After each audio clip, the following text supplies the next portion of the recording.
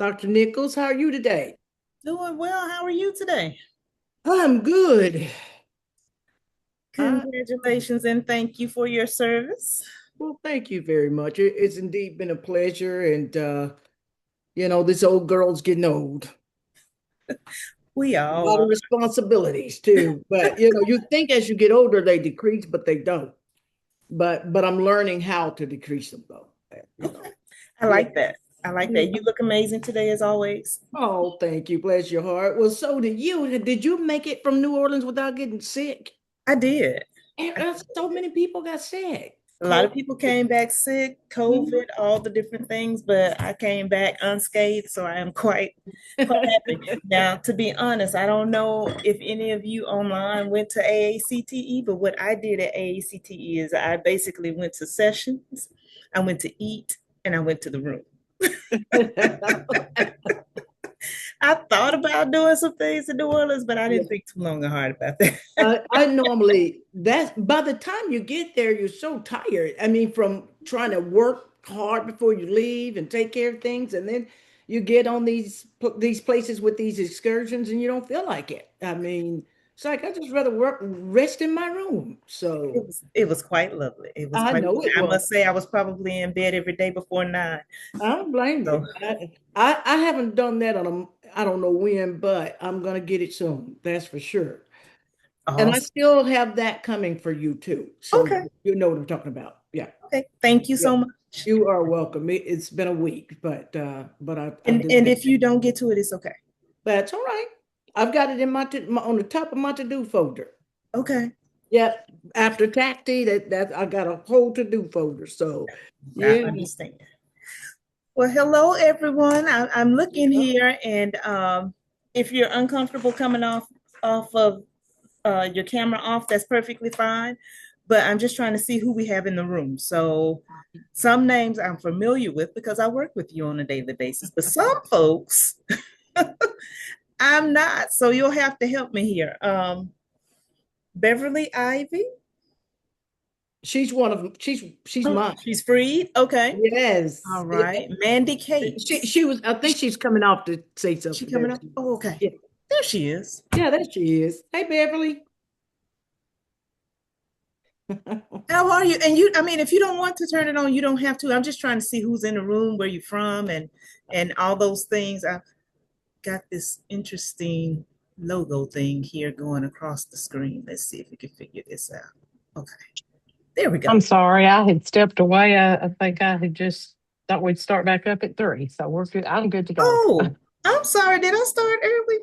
Hey, you just keep rolling. You just keep rolling. Well, I tell you what, if you all are all right with us starting early, then what we'll do is if we end early, Sounds that'll good. give you a little break in between that job of like maybe more Uh-huh. than a little break. You can actually just breathe for a minute, right? That's right. Sounds good. Okay. So is it Dr. Ivy, Miss Ivy? Miss Ivy. I got you. And you're at Freed Hardeman. She, she- Yes, ma'am. she'll be doctor in about 3 4 months, about 3 months. 3 months. Uh-huh. Yes. Congratulations in advance. Thank you. Thank you. Yes. But Okay. she was a principal in Scotts Hill for many years. I think you put in what, how many years in Henderson County? In Henderson I County? put in 30 in Henderson County, Yeah. 6 as an assistant, 15 as a teacher, 6 as an assistant, and then 9 as a principal. Yeah. Okay. So Well, I think we're small enough that we can all just introduce if you're okay with that. that's Sure. fine. So I'll just see who's next on my screen here. I'm looking at Dr. Lanoza. It's good to see you. You want to introduce yourself? Of course. It is very good to see you. Happy Friday, everyone. I am Tiffany Lanoza. I work for the University of Memphis for the Lambeth campus, and I am a clinical assistant professor. Thank you for being here, both of you ladies. Okay, and Mandy Cates. Hi, friends. I came off video only for you. I'm a little under the weather today. I've hidden from everybody else. So, we're among friends when I'll do that. I'm Mandy Cates from Union University, representing my group here today. My dean wanted to be here, but she was unable to attend. So glad to see all of you. So thank you for being here. I hope you feel better soon. Thank you. Thank you. My niece and nephew have been under the weather with the flu, and I'm really hoping they haven't shared the love. So Oh we'll my see. Time goodness. will tell.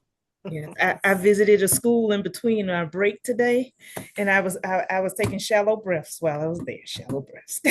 Didn't want to bring home any germs. Sheila Kinney. Hi, I'm Dr. Kenny. I am from Lemoyne College. I'm the assistant professor and coordinator of integrated early childhood education. Well, hello there, Dr. Kinney, just across the Hello. way. I have to stop by and Yes, see you one day. absolutely, absolutely. I'm looking forward whenever that happens. That's awesome. Uh, Miss Courtney Garland. Hi, I'm Courtney Garland, College of Education, University of Memphis. I'm the project coordinator for River City Partnership. Thank you, Miss Courtney. And Miss Shanice Sly. Hi, I'm Shanice Sly. I am the Clinical Placement Induction Coordinator for the University of Memphis.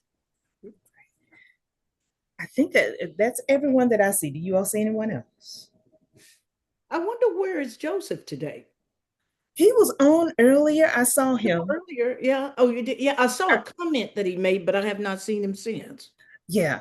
So Yeah. I'm not sure.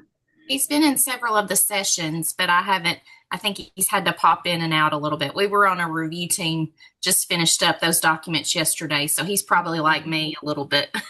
Yeah. Okay. He probably is. I know you're Understood. exhausted. Understood. So let me ask you all before I share some of the things that I've taken note of here today. Do you all have anything that you want to definitely discuss while we are on and here together?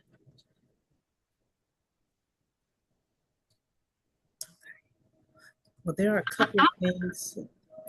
I'm curious. I'm sorry. I'm curious if anyone else is, our spring semester, we're getting placements with districts we didn't work with necessarily in the fall semester, and getting some pushback from districts on wanting to engage in the state recognized partnership agreement process. They are, firm in their stance that an MOU is sufficient and they don't see the need for the other document. So I just wondered if anybody else is experiencing some of those same challenges.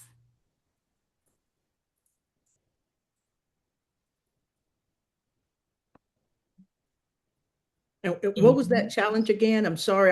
The group was texting me, the board. Oh, no, you're good. You got sorry. a lot going on for Cypress. I understand. I've worked with some new districts, especially in the greater Memphis area recently, that balk when we talk about the state recognized partnership agreement. Yeah. We're glad to do the MOU.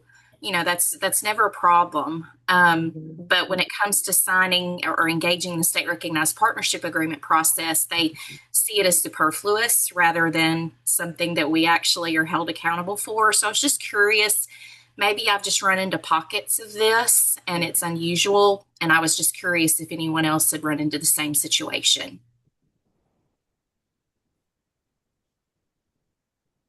Beverly, when you were field experience director before becoming chair, didn't we have some issues in the city with Memphis City at sometimes placing, or maybe not with your office? I think the other offices may have had more trouble. But It was uh-huh. it was just a huge process to get our students placed in the Memphis area. Now some of the other areas were wonderful to work. The municipalities were wonderful to work with us, and I know it was just the sheer numbers that I feel like that's what it was. It wasn't that anybody was being difficult. It's just the sheer number of people that they have to place. Yeah. Interestingly for me, it's been in Memphis Shelby County. We got our partnership and we're good. It's been the municipals that I've had some pushback, but not some of my core ones that I've worked with before. And in their defense, I think there's been some changeover in the personnel that are responsible for handling that. And then someone handles the MOU process, but someone else handles the placements and the partnership agreement process. And, I can understand how there could be a disconnect there. So that does help me know that at least we're, not having a system-wide issue with that. Just maybe I need to invest some time this summer in talking with some folks and just explaining, we're glad to do the MOU, but we also need this document, and here's why. That's right. So do you do the, well, it's not your primary partners, it's just your recognized partners. Correct. Okay. Correct. And, they're wonderful to open their doors to a student here and there, and I can't fault them for that at all. So we'll just keep working the kinks out. We're teachers. We do that. That's right. Sounds good. Are there any other highlights, lowlights, in between lights that you all want to share? So there are a couple of things that I want to draw your attention to. If you look in the chat, I think you should be able to see the advocacy survey. So if you're interested in serving on any of those committees, I think most of them meet virtually, if not all of them. Please feel free to do that. And then let's see here with the Google Doc. Make sure that I don't tell you the wrong thing here. Oh, and that's just where I'm supposed to be taking notes. So I'm glad that I clicked on that because I'm writing on my pad, old school here. Because in my haste running out of my house this morning, I picked up my lunch bag. We have all of our concrete examples of what's going on, right? As I pick them up and show them to you. I ran out of the house with my lunch bag and left my work bag in the chair because I was trying to make it to my office in time for an 8:30 meeting and be in the seat. So I'm borrowing a computer at this point. But yeah, I will make sure that our notes are there. Out of all days, right? Exactly. Yeah. Exactly. It's been one of those quadruple book days all morning. But one thing I did want to talk with you all about is, I'm sure if you were on this morning, you saw the map of the accessibility to apprenticeships. And West was highlighted as not having a lot over in the area, with encouragement for others to come in and to help us take care of that. So excuse me, Dr. Nichols, I think there are a couple of colleagues waiting to be let in the meeting room. let me see if I can get to them here. Thank you so much. Yes. Let's look and see if we can change the view here.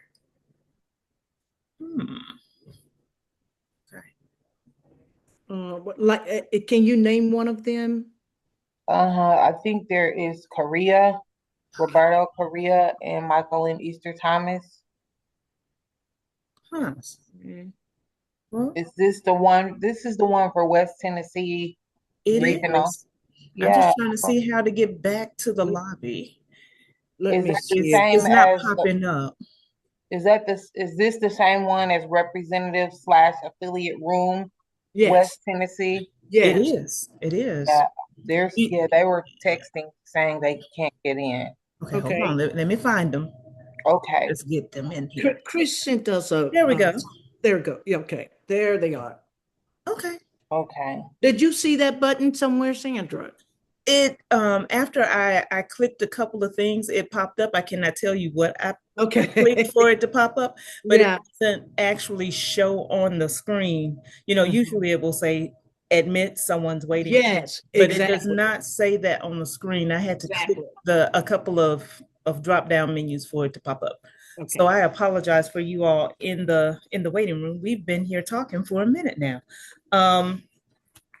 And we were just getting ready to start talking about really the lack of access to apprenticeships in a lot of counties in West Tennessee. That was highlighted this morning when we started out, and just wanted to get some feedback and talk about, and then throw out an idea. So do you all have any thoughts about that? I noticed that map, and that map was pretty empty in the West. It was. I took a picture of it with my phone. I didn't take a screenshot. I literally held my phone up and took a picture of it, and I sent it to our dean.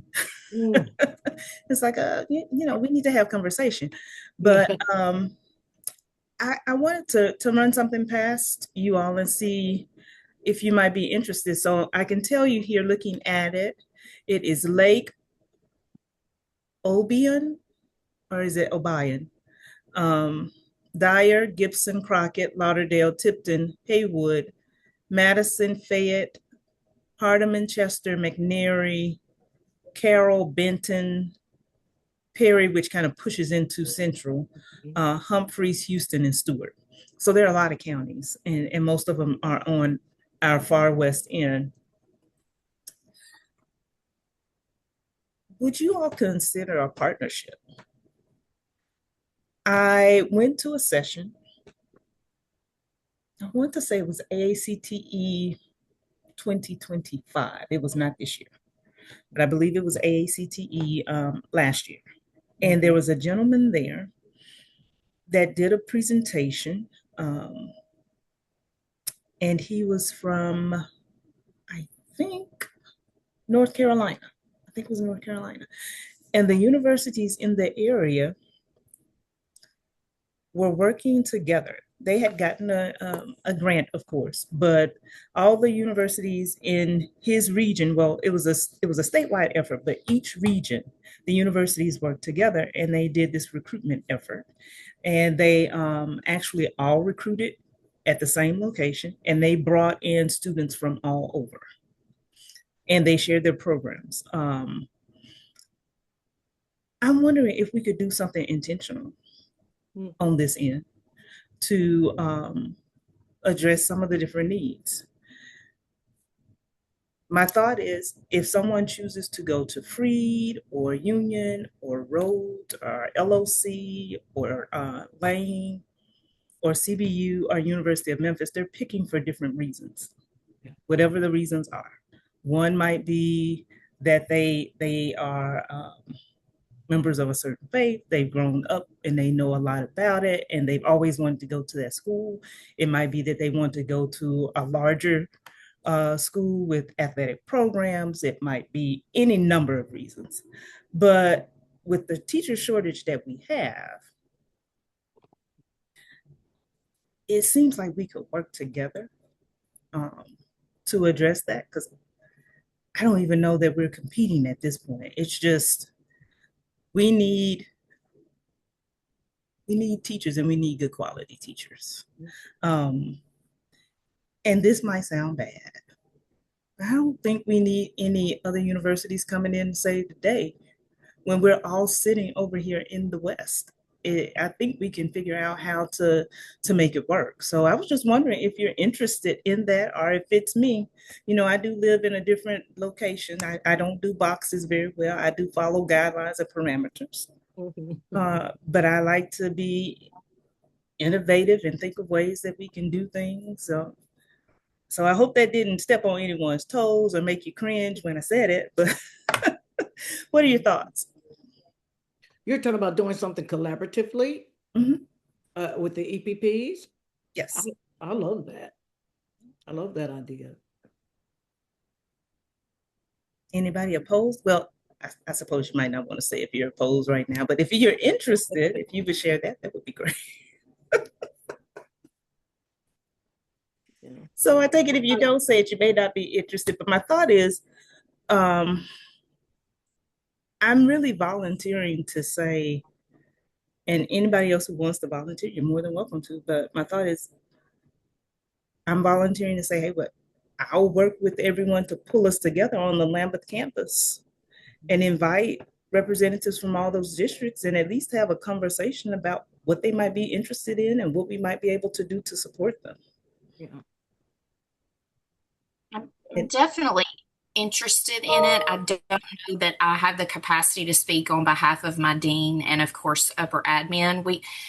It's one of those things where I'd have to look at some of the details, but as far as collaborating to come up with ideas and pathways, I am all in with that, because I think we as a group, and it may be because there are fewer of us here in West Tennessee, but I know that I had a student in Corey just yesterday, and this gentleman had become no longer affiliated with U of M, and he was trying to see if we could do something different. And I said, you need to go back to the U of M and finish what you started.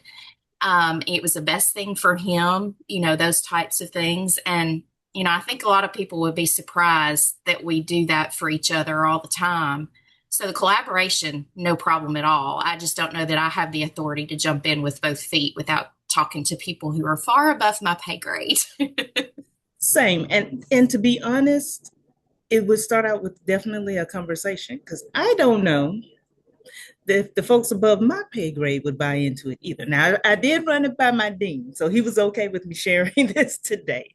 But, just to get that conversation started and see how we can work together. The apprenticeship model may not even be anything that we want to tackle. It may just be something we can't do. But I think, just to have conversation and see what we can do. And I don't know that we have the highest rate of need when it comes to teacher shortage on this end of the state. But that is the picture that is painted. So we definitely could have conversation and work together and see, what we might be able to do to help address some of this. So Dr. Nichols, may I insert something there? I know at one point we tried to do the grow your own apprenticeship, like what Austin P was doing. And we had some good participants to start with, but by the time we finished, we were down to like one or two. And maybe one, because the other one she dropped out for some other reason. But what we were working with paraprofessionals and trying to help them get their bachelor's degrees and get their teacher licenses. We paid for their praxis, and at the time they had to do TPA, we paid for that for them, and we've taken a stab at it independently, but to do it collaborative, maybe that's a good way to try it. Won't hurt till we try. I mean, at least get together and have a conversation.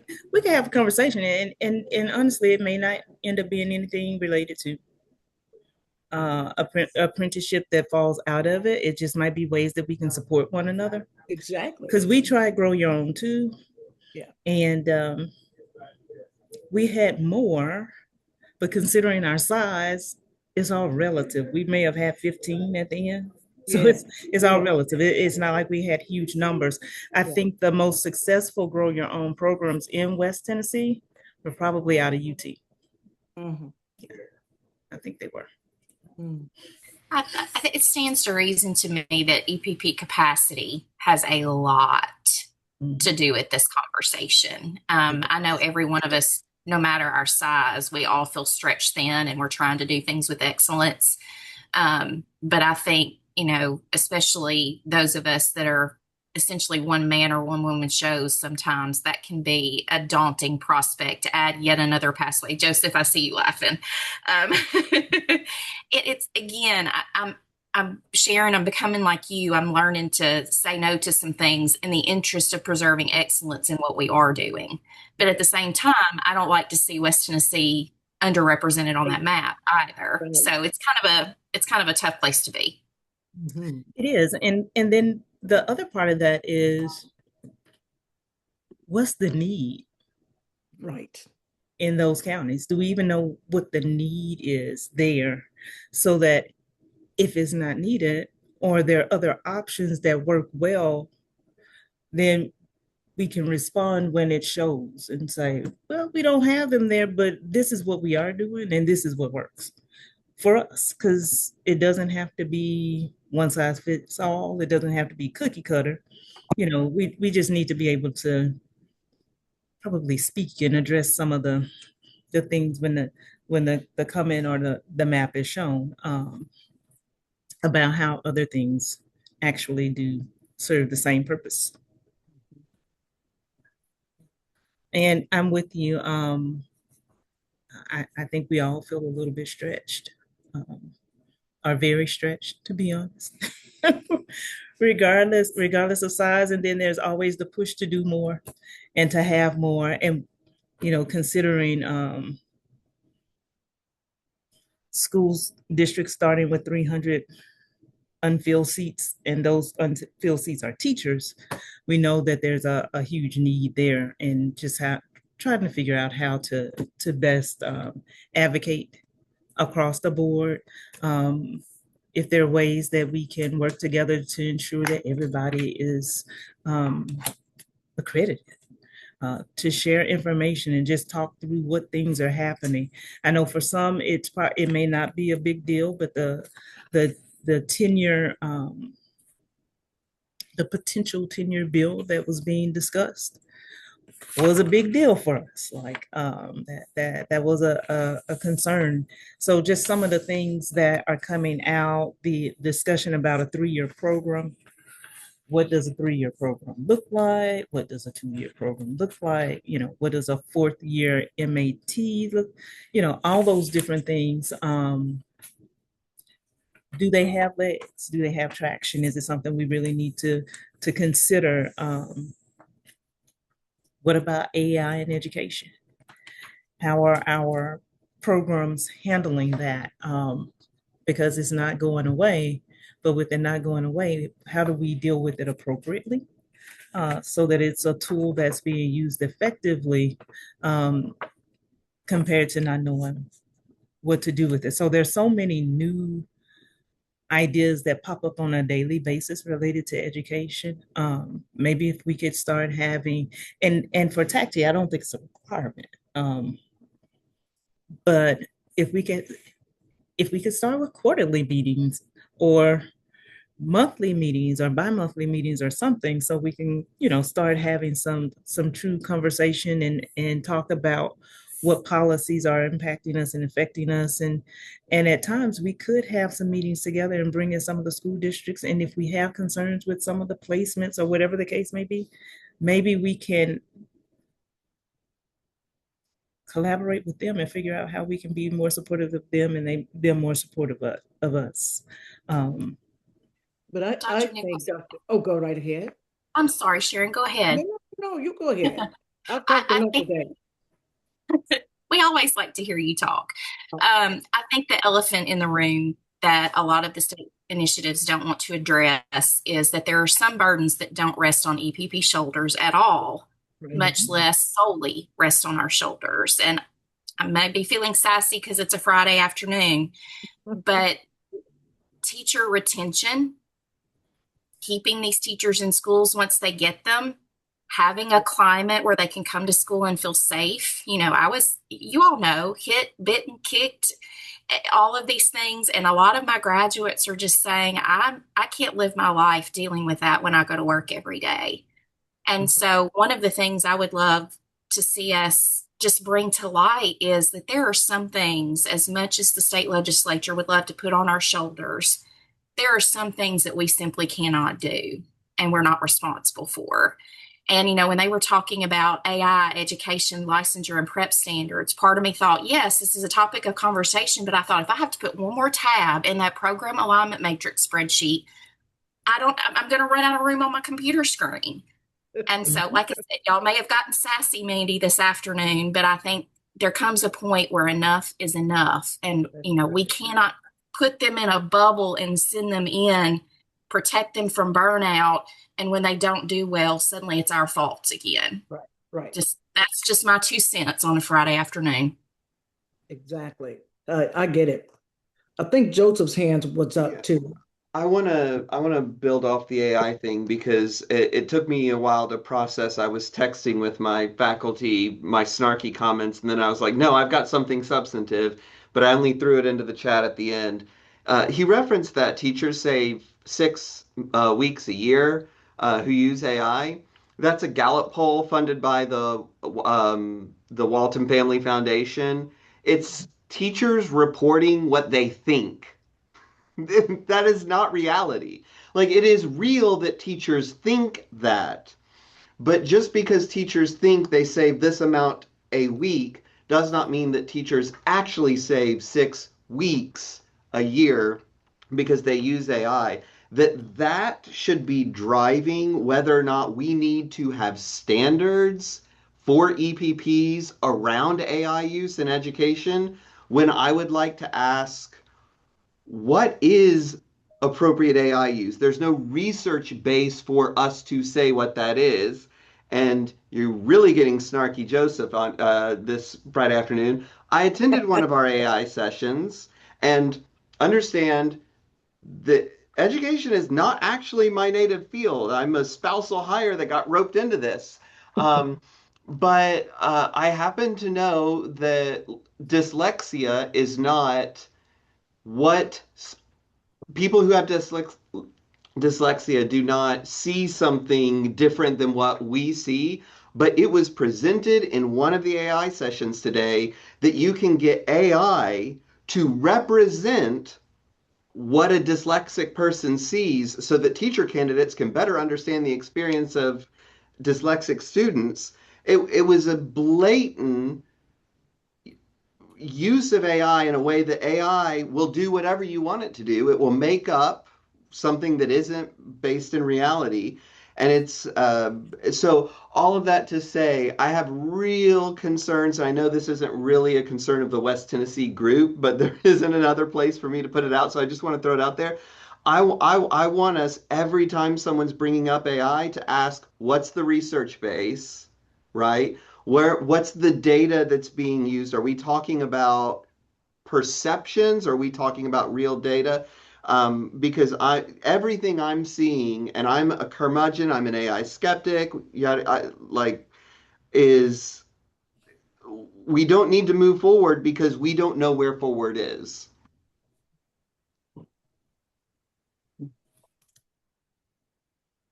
Gotcha. Understand. I think there are there's some traction in motion in instructional design and technology areas, and in some of the specific areas, content areas where they're actually looking into and studying AI. I just don't know that it has gotten to the point that it's being used in the way that that legislators are actually getting a white paper from somebody and getting some guidance and information on that. So you're right about that, Dr. Kelly. There's a lot of room for growth. Is it Godecki or Oh, it's Gattaca, but that's okay. Gattaca? Thank you so much, Gattaca. I understand what he's saying about AI, but I use AI and I have actually have created what a dyslexic student would see because I actually have dyslexia. Okay, so I do have overlapping words and stuff. So it takes me a little bit longer to process, to read. But as I teach my dyslexic class, I did use AI to create what I see when I read. And what was so funny is I could actually read it without having to reread it or having a program read it to me. So it was very accurate. And some of those things are really good, right? Some of that in AI is really great. It's how you use it and your moral compass with it. Mm-hmm. Does that make sense?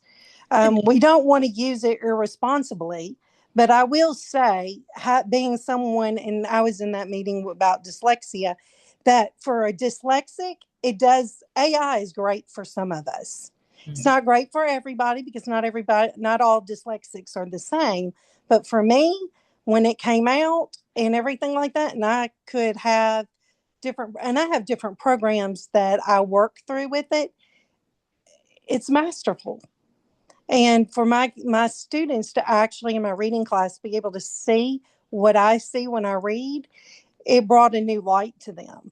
So I just wanted to put that point in there. I understand where he's coming from because I am a skeptic on some AI, but some of it is really good. So, I'll just say this from nostalgia, when the internet came out and the smart TVs, there were those of us who, I remember, I'll just make it personal. I remember having a conversation with my cousin who is well educated and is the president of school board, who looked at me and said, I'm not getting one of those TVs. Now, since then, she has, of course, changed her mind, right? Because they're going to be watching me. And she was adamant about that because it's connected to to the internet and they can monitor different things, right? I didn't say anything. I just watched. One thing about technology, it continually changes. Um, we have difficulty sometimes with embracing it and trying to see how it fits into the scope appropriately of what we're doing and how we can use it as a tool. Um, and that is all good because we do need to monitor quality and integrity and all those different things. But I think with time, it gives us the opportunity to see how we can use the tool and how we can use it effectively. Because one thing about it is they don't go away. So we definitely have to look into that and see how it would be best a complement to what we do. Because they tend not to go away. So both having very good points.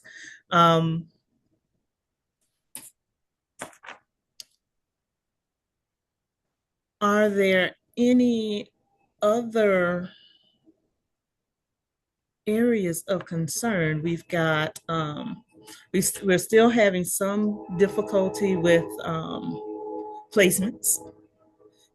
And I don't know if you all can hear the train in the background or not, but I'm sitting right at the train track, so I apologize. This is our daily thing. Here we get them 2 or 3 times a day.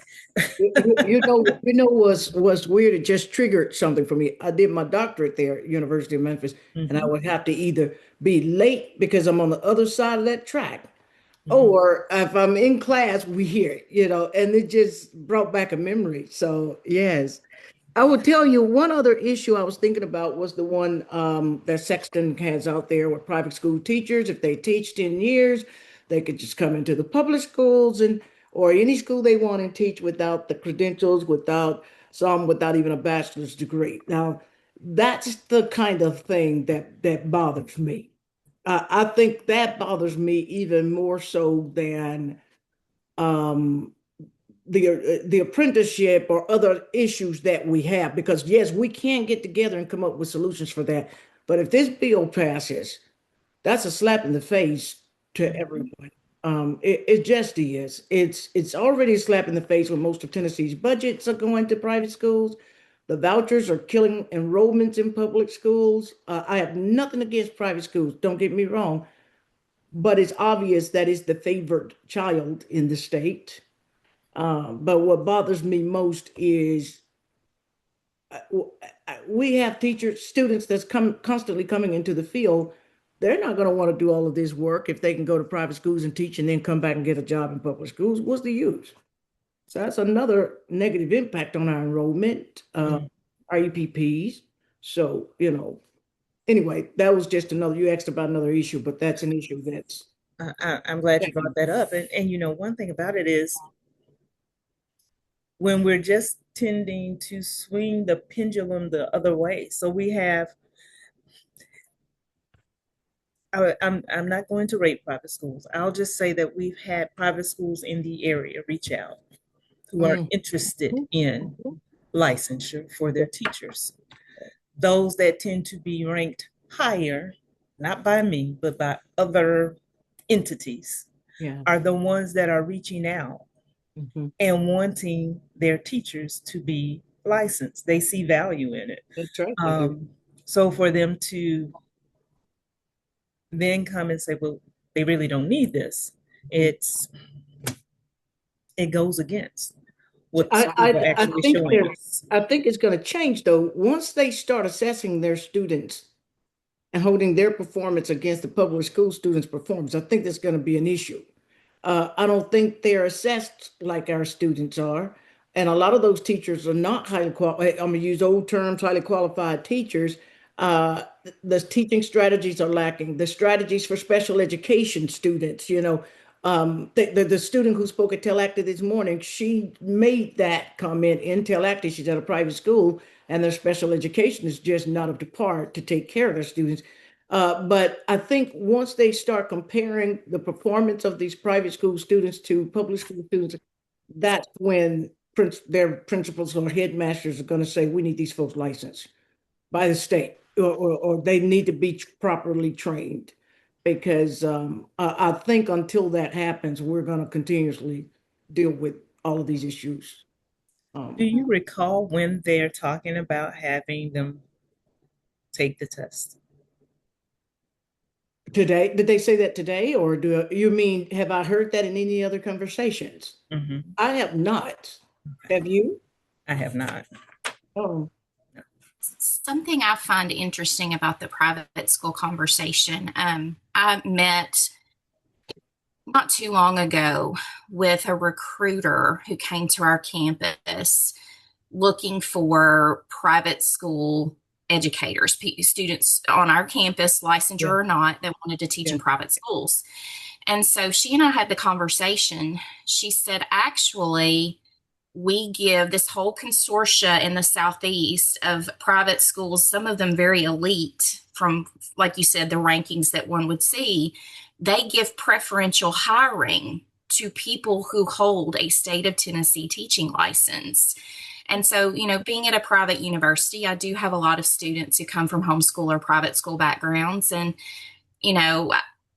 I'm a public school educator, I'll just say it. And so I have some education that I do along those lines. But when I tell them that licensure is a hiring boost for the schools they want to serve in, whether they're public, private, even international, I've had students go international to teach. They're giving preferential hiring to students with licensure. So I'm a bit surprised at the impetus of this with Lieutenant Governor, is it Speaker Sexton? The notion that just because they've done the job, they should get the credential. That flies in the face of, we've had people on permits for several years. They're reducing their pay to sub-pay now because they're not getting the credential. So what's the difference? Right. So I do feel it's interesting where this is. Mm-hmm. It is. It definitely is. That brings me to ask you, what are your thoughts about requesting to revive the Tacti Day on the Hill? We've not done that in a while, and in some ways, it probably limits teacher educators from having that voice that's there, talking about the needs, discussing, at least presenting it to legislators so it's right there for them to consider.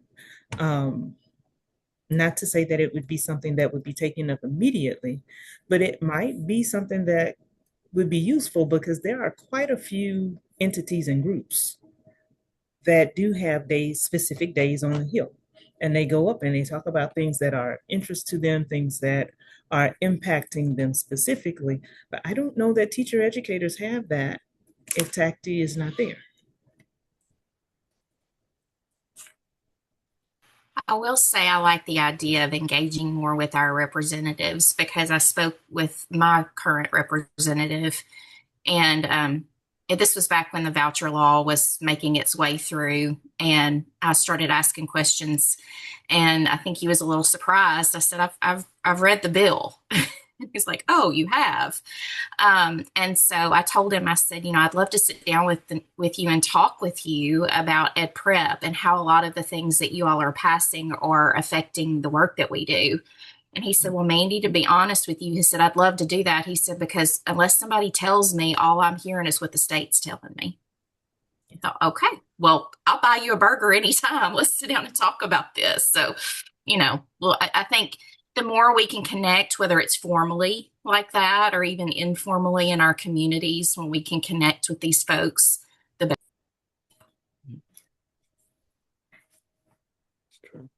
So anyone else? Thinking of. I'm open to the Day on the Hill thing, but I wanted to briefly talk about something else. It looks like I think the chances are pretty good that Memphis Shelby County Schools will be taken over by the state, at which point a new board with full powers will be put in. I've already written an op-ed in the Daily Memphian against it. I did put it to the TACTI advisory board to consider maybe advocating, and I think they decided against that. My point is, it's probably going to happen. And I know that all of us who use MSCS are having just enormous difficulties with placing our candidates there. They've been our primary partner for our entire time, and we are seriously considering not using them as primary partners because they've never been worse to work with than they are in this moment. And they consider themselves in the moment to be fixing the problem, and they're actually making it worse and not acknowledging that. So, all of that said, while I am very much opposed to the state takeover and hope that it fails, if it does go through, there will be a new board and there will be an opportunity for us to make that board aware of the dysfunction happening at the district. And so, in terms of collaboration, this is where I see we will have a brief window, I suspect, to work together to bring our voices collectively. Because if it's just me, little Rhodes College, trying to get this new board to pay attention to our meager little problem, it's not a big thing. But if it's Freed Hardman and U of M and CBU, and if it's all these schools that are regularly trying to work with MSCS, they may see us as a body. They may take us more seriously. We just need to get in there and I'll just put forward like they really, whatever solution they come up with, it needs to be a solution that they collaboratively produce with us in the room. Every time we tell them there's a problem, they say, let's go fix it. Then they go in a room by themselves, create some new system, then they've fixed it, and then they present it to us, and we're like, oh, this form takes more time to fill out, and now I can't track where my students are. And it's not a solution. Any solution that is created without us being in the room to say what our experiences have been is not going to be a solution. But I do think it's something they need to hear from us early and collectively if we want to take advantage of this transition, because I'm sure plenty of people are going to want to take advantage of it, and it's why it's bad, but we could use it for good purposes. But I agree wholeheartedly with you, Joseph, because I cannot imagine them doing that without having a meeting with us and having us at the table. I can't imagine it, but it can happen. Also, they can see what's going on in other parts of the state, but and try to replicate what they're doing, like in Chattanooga here. But there's no other region that has an urban school district like we do, and it has its own needs. It has its own set of issues.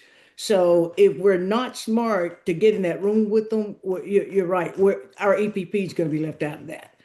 And so some kind of way, I was thinking about even Michael Derlene at the state board level. We heard him speak today, but getting him to make sure that as they do this, please include your EPPs in West Tennessee for the state takeover, because you see what happened with the aspiring school district.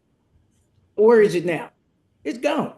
They put that in here. They thought it was going to be successful, but their students underperformed more than the students that were in the regular public schools here in Memphis. So, they I don't think they ever heard our voices when they did that.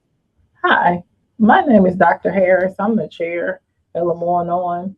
So can I ask you all a question? The last time they did this, what was considered a state takeover, were there any talks of the EPP then? Because if they're doing what they did last time, which was made the board of 9 or whatever, and all that other that's supposed to manage the school board, like that's been what they're proposing now has been done before, and it didn't work then. But was anybody around to know if they requested the voice of EPPs? Because what they're proposing now is not new. It's something that they've already done. I don't know if people are aware that it's already been done before. And I don't know if they requested the voice or even considered the voice of EPPs at that time. I've been a dean for 15 years and in higher ed for 27. And I have yet to be called in or invited to a meeting like that.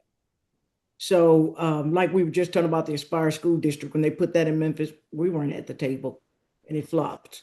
One thing that will be different theoretically, Yeah. and again, I'm opposed to this through and through, is that the people they're putting on this, it's not going to be in Nashville.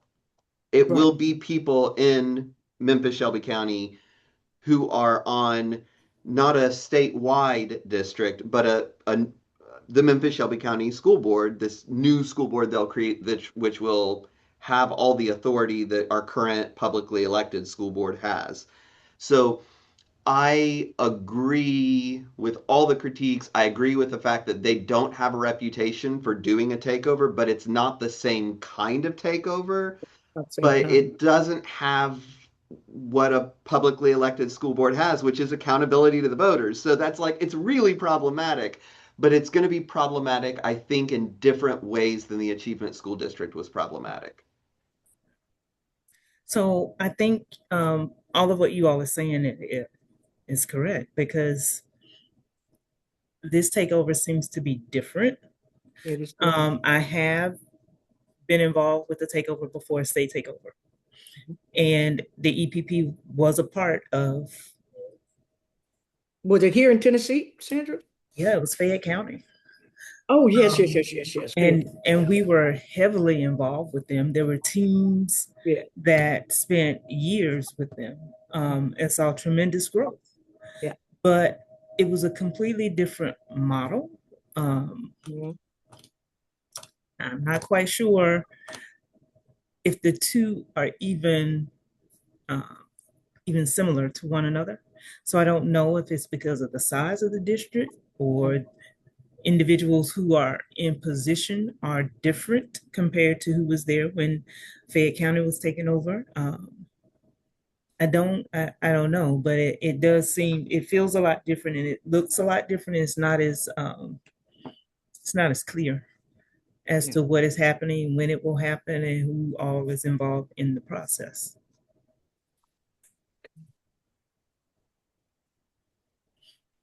Which makes it difficult to, when I think about, the conversation that we're having, considering the district, it's difficult for them to focus on us. Yeah. We're not a priority. And that doesn't feel good to us, because we need to be a priority, because we help them secure teachers, qualified teachers, prepare teachers, and add some stability to the core of what's going on. But when you have as much friction and change and all those different things that's taking place in the district,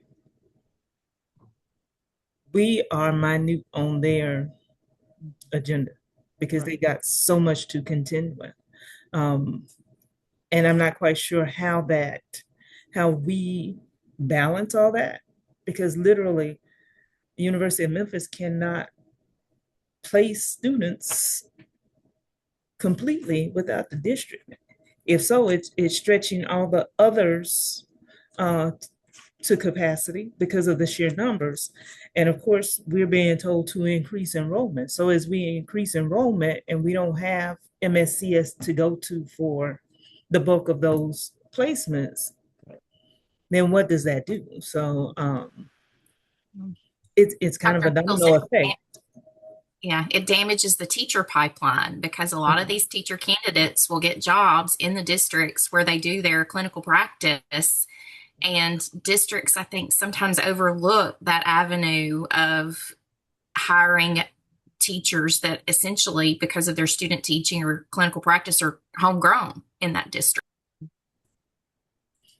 So I hate to for us to connect with Dr. Nichols. Sure. I'm sorry, but the time is 3:47. All right. I mean, it just went away. The time just went away. But I was concerned about filling it. So thank you all for all of the engagement. No, that's fine. But your very first question about if we would like to meet, another time in a semester other than just TACTI, that would be awesome. Because that's one of the reasons why the TACTI, but not every month like the TACTI board, but we went to every month because we were just having one extra meeting a semester, and we changed it to every month, and that helped us become more cohesive. and stay on top of the legislators. So, but anyway, I just wanted to throw that out, and maybe I can get with you and get those emails out to the membership to see how they feel about it. So, what we will do is I wrote down everybody's name, which means that I have to now look for your email addresses and all those things, but I've got a starting point, right? And what we'll do is send out a survey to see if there's a time, maybe April, that we can meet before the end of the semester and talk through things. And then that way we will have something specific that can be shared with the TACU board before the end of the semester or the end of the quarter. Sounds good. And by that point, we should know the outcome of the legislation Exactly. regarding MSCS. Yes, Exactly. So it'd be a good time to collaborate on that. That's true. sounds great. Well, again, thank you all for engaging, and we have one last session this afternoon. That's right. One session. You all Thank have you, a great everybody. afternoon and great weekend. Thank you, Sandra. Thank you. Uh-huh.